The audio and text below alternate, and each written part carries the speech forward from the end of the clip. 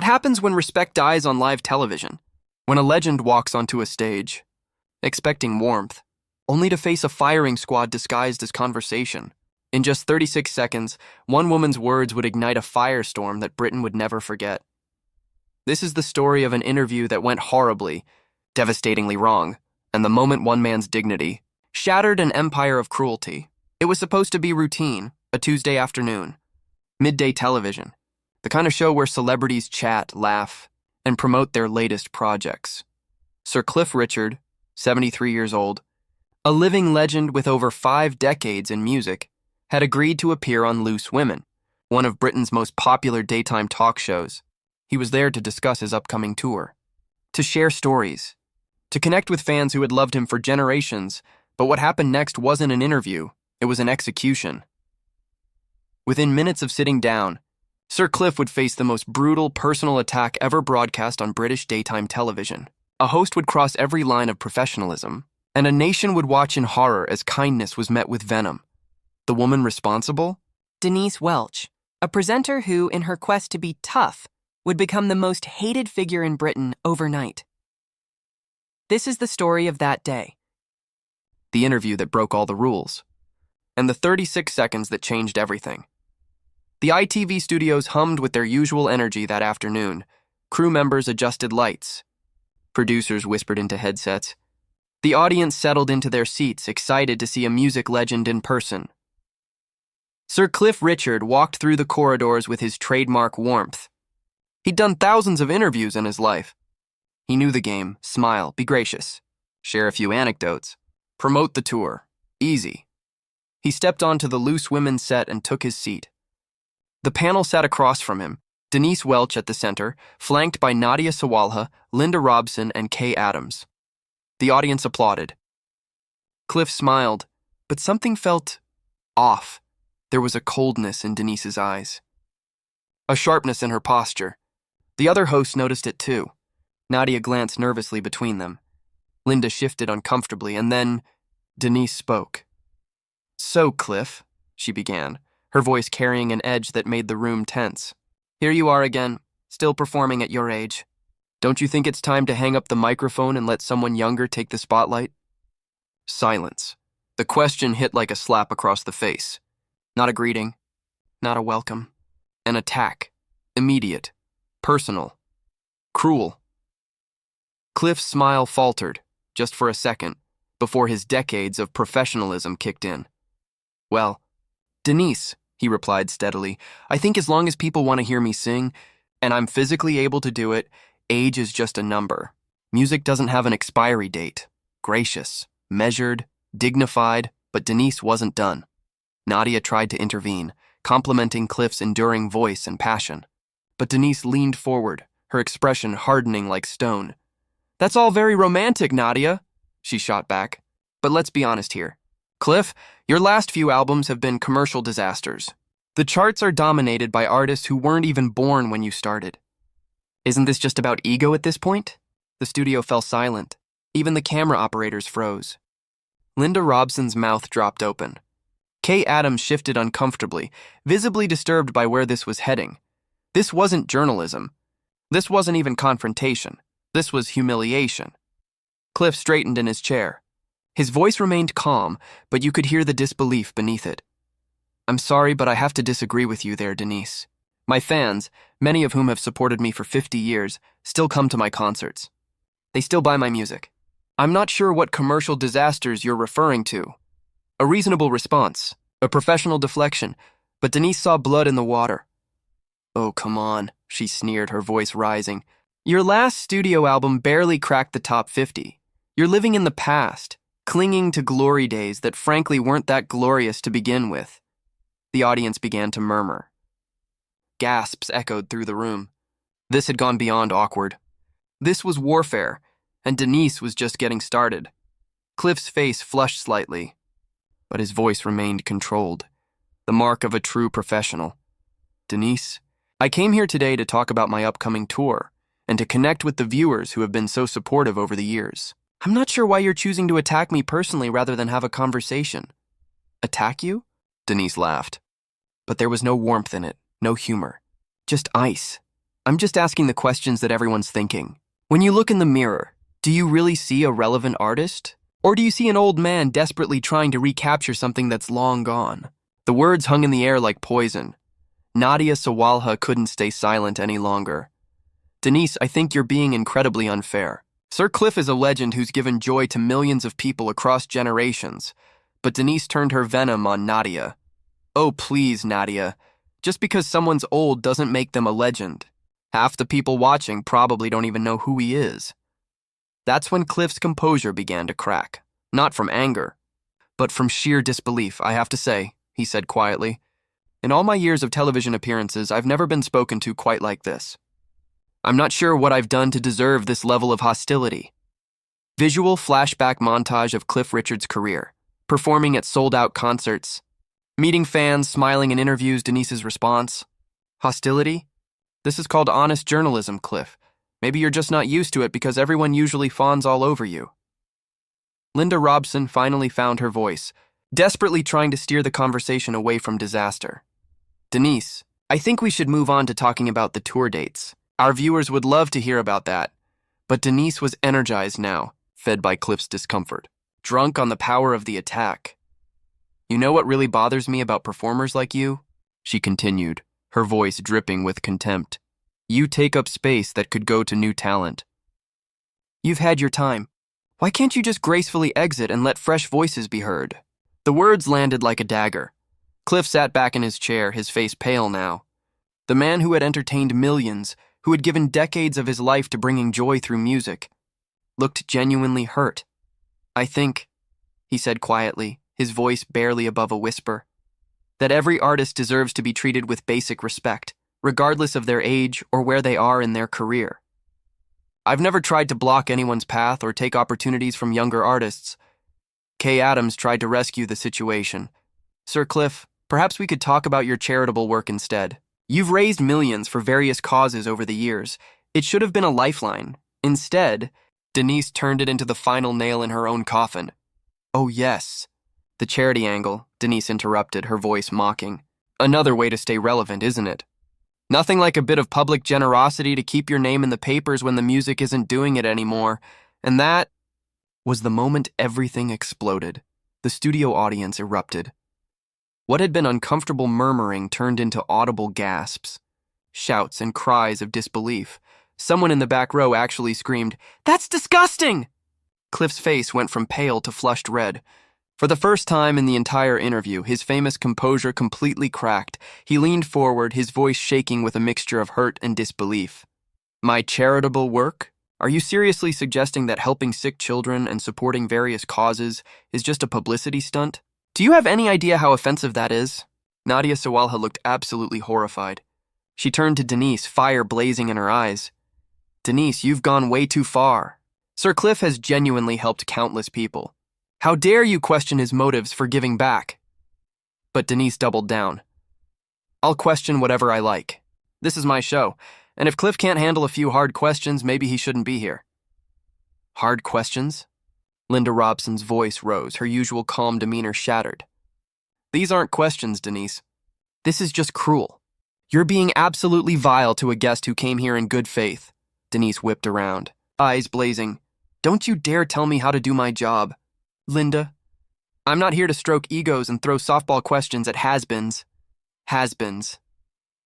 The word hit Cliff like a physical blow. He actually recoiled in his chair, mouth opening in shock, unable to speak. And then, Kay Adams stood up, something that never happened during a live broadcast. Her voice shook with anger as she addressed Denise directly. Denise, I cannot sit here and watch you humiliate a guest like this. Sir Cliff, on behalf of the show, I am deeply sorry for this treatment. Sit down, Kay, Denise commanded, her voice ice cold. Don't apologize for me doing what real journalists should do. Real journalists? Cliff finally found his voice, and this time there was steel in it. Real journalists ask probing questions, yes, but they don't attack people personally. They don't mock someone's charity work. They don't try to destroy someone's dignity for entertainment. The audience began to applaud. It started with just a few people, but quickly grew. Within seconds, nearly the entire studio was clapping for Cliff's words. The sound seemed to infuriate Denise even more. Oh, playing the victim now?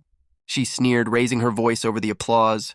The great Sir Cliff Richard reduced to playing for sympathy from a daytime television audience. And that was the moment Cliff stood up. The 73-year-old legend rose from his chair with quiet dignity, his face set in an expression of profound disappointment. The studio fell completely silent. Even the cameramen seemed to hold their breath. I have been in this business for over 50 years, Cliff said, his voice steady but filled with emotion. I have been interviewed by some of the toughest journalists in the world. I have faced difficult questions about my career, my personal life, everything. But I have never, ever been treated with such unprofessional cruelty as I have been today. Denise opened her mouth to interrupt, but Cliff held up his hand. I'm not finished. His voice grew stronger. You have questioned my relevance, mocked my age, dismissed my music, and worst of all, suggested that my charitable work is nothing more than a publicity stunt. You have shown complete contempt, not just for me, but for the millions of fans who have supported me throughout my career. I came here today to share my joy about returning to the stage, Cliff continued, his voice carrying to every corner of the studio. I came to talk about the upcoming tour that thousands of people are excited about. I came to connect with viewers who might enjoy hearing some stories from my career. Instead, I find myself having to defend not just my music, but my very right to exist as an artist. Are you quite finished with your little speech? Denise interrupted, but her voice had lost some of its venom. The audience reaction was clearly getting to her. Cliff looked directly into her eyes.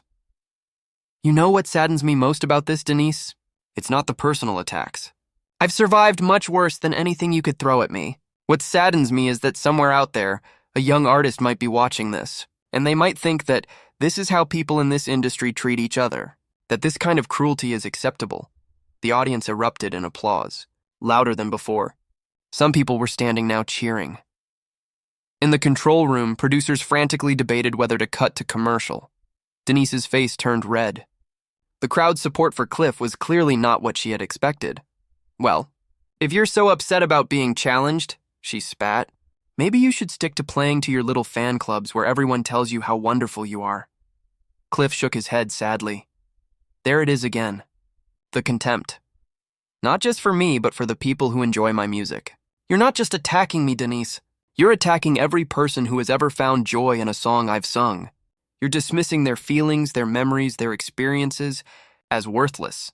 Nadia Sawala couldn't contain herself any longer. She turned to face the cameras directly. I want to say to everyone watching at home that this does not represent the values of this show or this panel. Sir Cliff Richard is a gentleman and a legend, and he deserves so much better than this. Nadia, you're out of line, Denise snapped, but her authority was crumbling. No, Linda Robson said, also turning to the camera. Nadia's absolutely right. This is disgraceful, and I'm ashamed to be associated with it. Cliff looked at the three women who had tried to defend him, his expression softening. Thank you, ladies. Your kindness means more than you know. But I think it's clear that I'm not welcome here. He began to remove his microphone.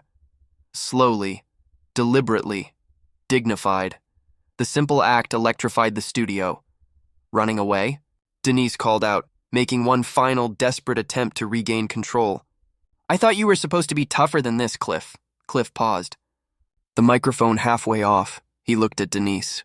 With something approaching pity. Tougher than this? He repeated slowly, his voice heavy with disappointment. Denise, I've survived 5 decades in an industry that can be brutal. I've weathered personal attacks, professional setbacks, and public scrutiny that would break most people. But I've never confused cruelty with strength, and I've never mistaken bullying for toughness.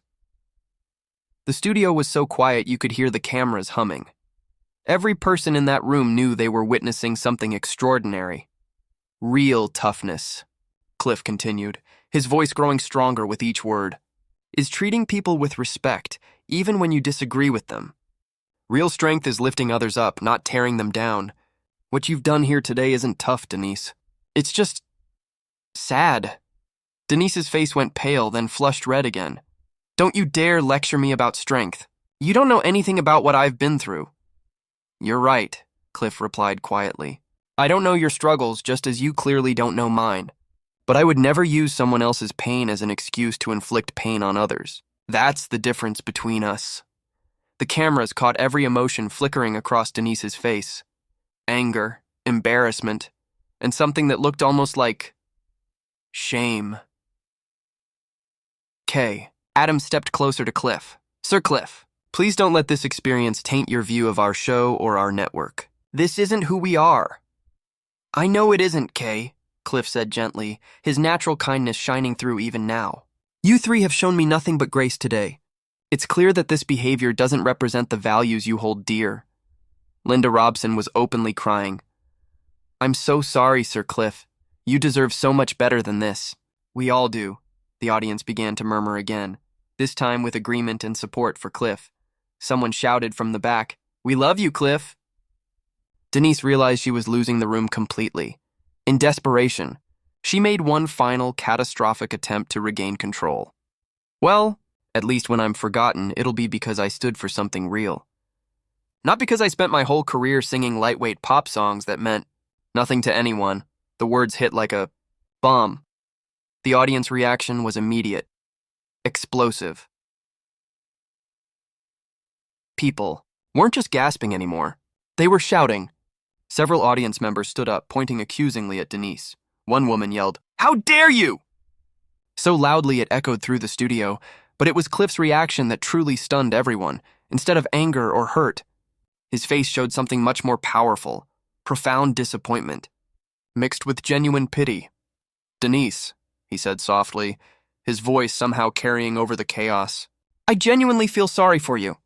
To live with that much bitterness, that much need to tear down others. It must be exhausting. The simplicity of his response, the complete absence of retaliation, seemed to deflate Denise entirely.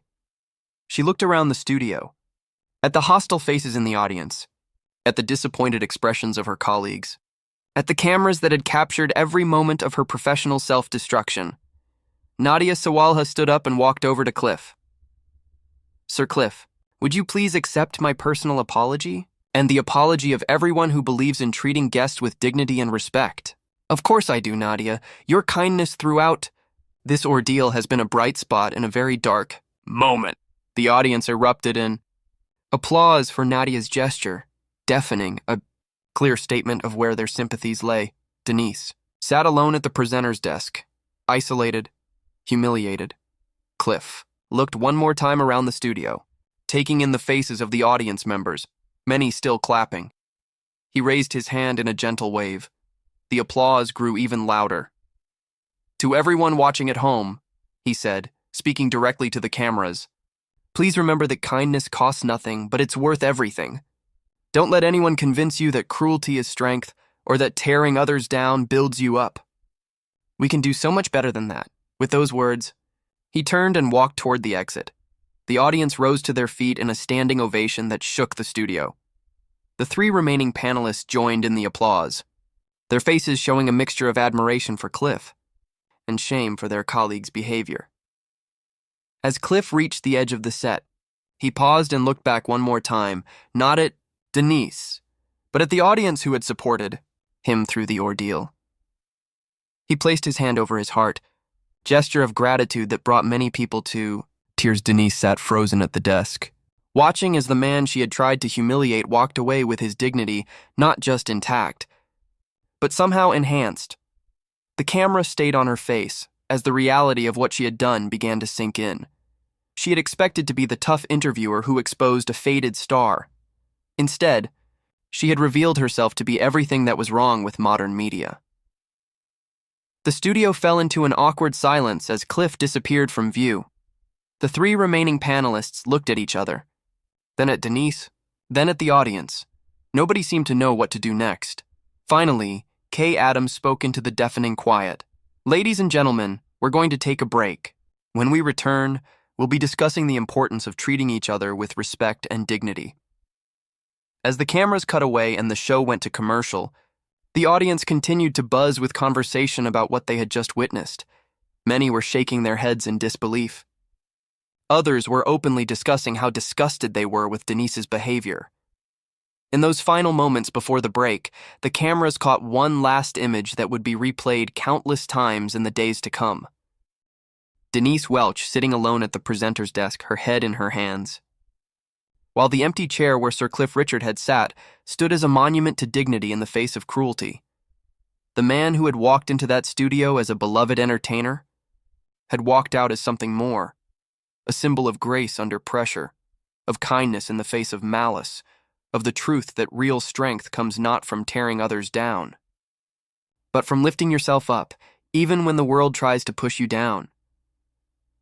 What happened that day wasn't just an interview gone wrong. It was a masterclass in dignity. A reminder that cruelty never wins, that grace, even in the face of humiliation, is the most powerful response of all. Sir Cliff Richard didn't need to fight back with venom. He didn't need to stoop to Denise Welch's level. He simply stood up, spoke his truth, and walked away. And in doing so, he showed the world what true strength really looks like.